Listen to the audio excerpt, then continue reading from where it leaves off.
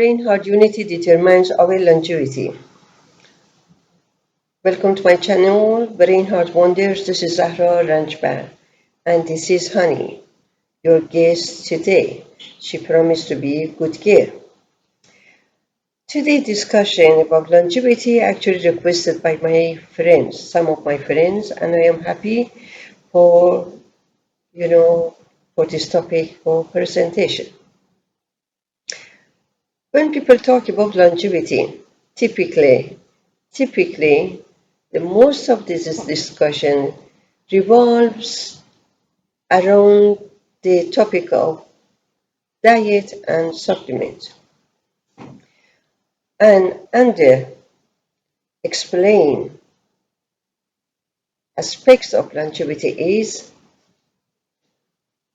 one's state of being, state of mind, and long-term impact of psychology on longevity.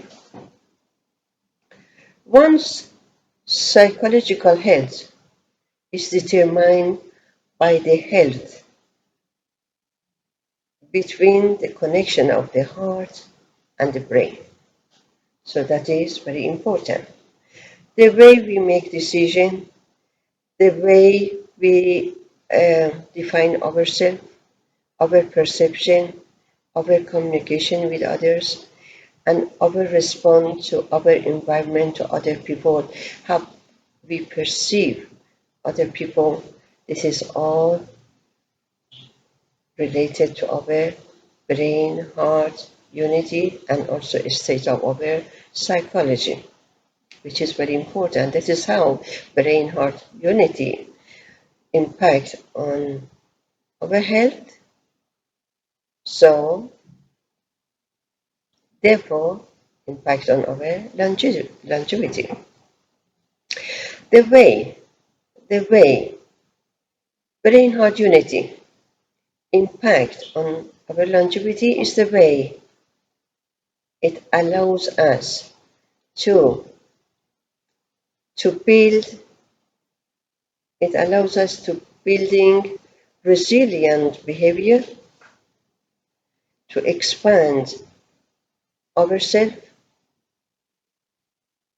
to deal with challenges, and then deal with unknown things in our life. When we are in the expanded state, we open horizon within us. We have better definition about ourselves. We discover the talent, the gift we have within ourselves that we don't know we had. That is very important. It determines direction of our life. Maybe most often it opens the best opportunity for you in life when you are in a stage of expanded mentality, not in contracted. When we are in a self-imposed comfort zone, we stick to our limited perception, so we see the world based on our limited thoughts. We hide ourselves behind the challenges. We avoid and we try to not deal with them because of limitation within us. So, when we are resilient, this is very important. We are better equipped to withstand the challenges, and also allows us to have better definition of ourselves, better communication to outside world, and better idea in our relationship to understand other concepts, other idea, and perceive people in a stage of expansion, not based on our self-limited perception. That is very, very important. The best things to do to expand ourselves is to get out of our comfort zone.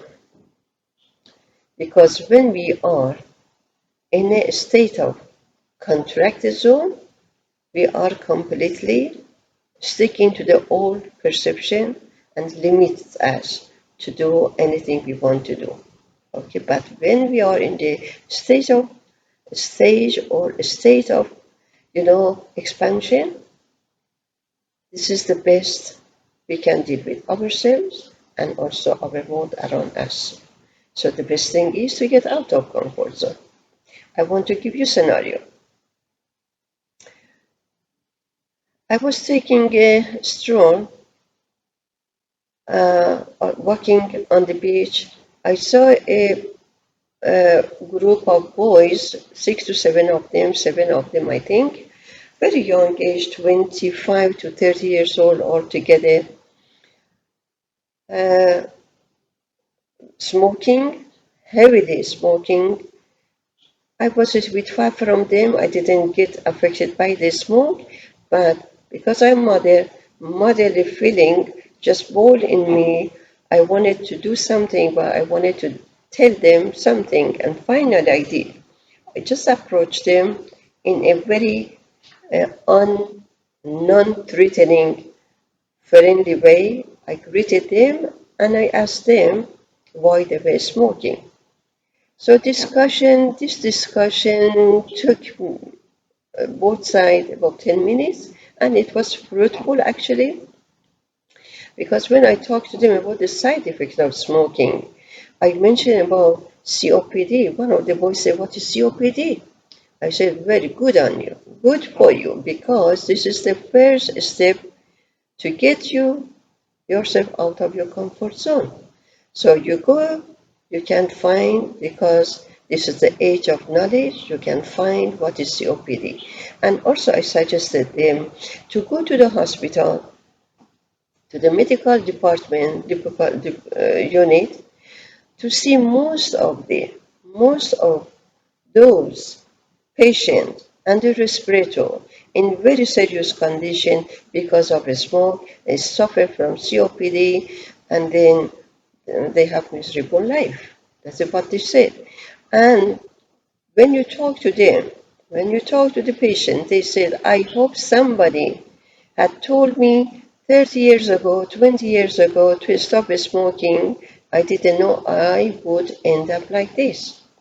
So the boys received this message, clear message, which was very, very good. Then I was like a uh, uh, nosy aunt. But one of the boys was naughty a little bit. He said, "I have a girlfriend. If I didn't have girlfriend, I would know where to go and you would be the one." Then I said, "No, I prefer to be your nosy aunt." Anyway, so I want to tell you what is the difference between getting out of zone, what exercise is getting there, and what you consider it is not getting out of the comfort zone. For example, what I did today, even though I enjoyed and it was a fruitful for me, because naturally I am a social person, it didn't take me out of my comfort zone because I'm doing sometimes, you know. But if the person is shy and never did it and does it what I did today, so this takes her out of her comfort zone. You know, when we get out of comfort zone, the first step is always difficult. When you keep going and practicing, it will be enjoyable, and also you get excitement as well, and also it can just open direction your life and also open much bigger opportunity for you. So this is about my friends. My friend changed the cover of her furniture with the new fabric. She did it herself. This is the outer comfort zone. Or she make a new cuisine, new food. She opened new book, cookbook, and then she did it.